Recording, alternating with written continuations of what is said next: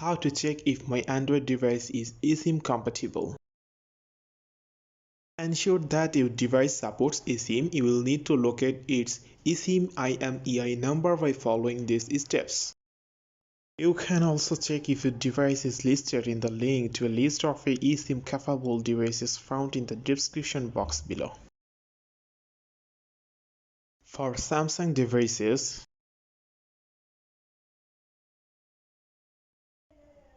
go to Settings.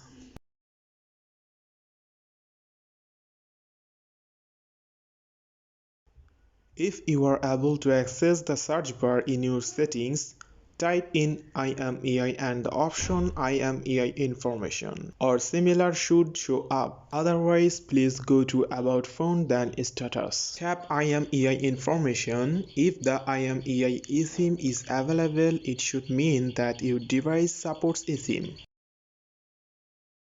For other Android devices, dial *#06# and press call. If your device is eSIM capable, you should be able to view your device's eSIM Unique Identification Number (EID) in this screen.